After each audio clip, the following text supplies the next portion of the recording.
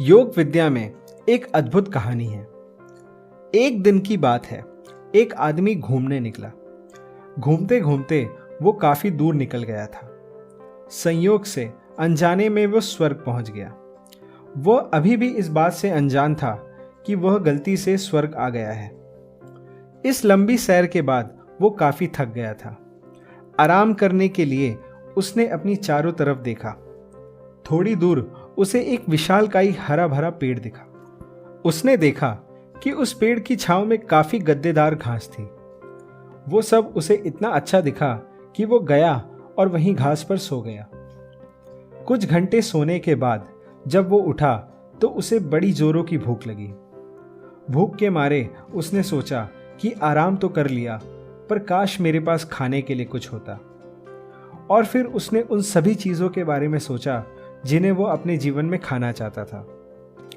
इसके बाद तुरंत ही वो सारी चीजें उसके सामने आ गईं। कहते हैं ना, जब आदमी भूखा होता है तो वो सवाल नहीं पूछता। खाना आया और उसने उसे खा लिया। उसने यह भी नहीं सोचा कि आखिर ये सब चल क्या रहा है। अच्छे से पेट भरने के बाद उसे प्यास लगी।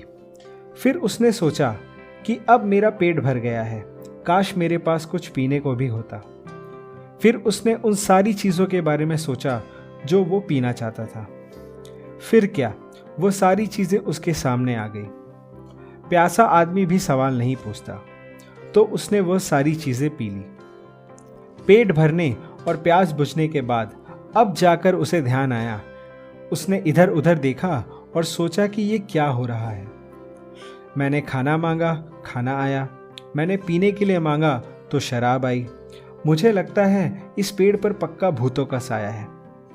और फिर क्या, ये सोचते ही उस पेड़ पर भूत आ गए। भूतों को देखते ही वो बहुत डर गया और उस डर से वह सोचने लगा कि अरे अरे, भूत आ गए, अब मुझे यातनाएं देंगे। यह सोचते ही भूतों ने उसे घेर लिया और उसे मारने पीटने लगे।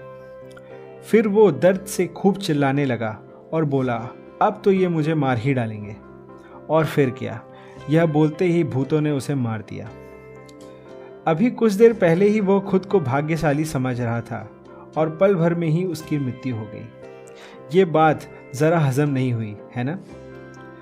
दरअसल वो एक कल्प वृक्ष के नीचे बैठा हुआ था।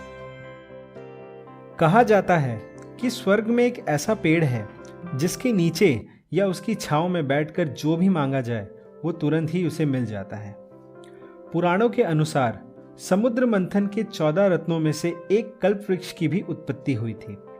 समुद्र मंथन से प्राप्त यह वृक्ष देवराज इंद्र को दे दिया गया और इंद्र ने उसकी स्थापना सुरकानन वन, हिमालय के उत्तर में कर दी थी। माना जाता है कि धरती के किसी न किसी कोने में आज भी कल्प वृक्ष कहीं ना कहीं जरूर होगा। हो सकता है यह आपको हिमालय के किसी दुर्गम स्थल में मिल जाए।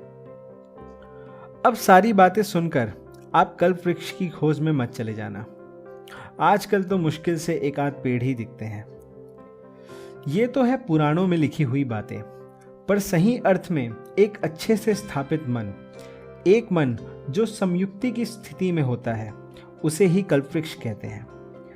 कहने का मतलब ये है कि अगर आप किसी चीज को पा लेने का दृढ़ निश्चय कर लें और पूरे एकाग्र मन से उसे पाने की कोशिश करें तो आप उस चीज को जरूर पा लेंगे। जब इंसान के चारों आयाम यानी कि आपका भौतिक शरीर, आपका मन, आपकी भावना और आपकी मौलिक जीवन ऊर्जाएं एक दिशा में व्यवस्थित हो जाती हैं, तो तब आप मानो या मत मानो, आप जो चाहो वो आपको मिल जाता है। और सही अर्थ में इस स्थिति में आप खुद एक कल्प वृक्ष बन जाते हैं। तो दोस्तों, कल्प वृक्ष का सच में अस्तित्व है या नहीं, ये तो शायद ही आपको कोई बता पाए। पर अब आप ये खुद जानते हैं कि कल्प वृक्ष ढूंढने में समझदारी है या खुद बनने में।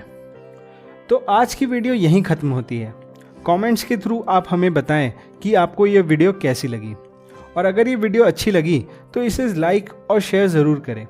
चैनल को सब्सक्राइब करें और बेल आइकन प्रेस कर दें ताकि हमारी वीडियो की नोटिफिकेशन सबसे पहले आपके पास पहुंचे।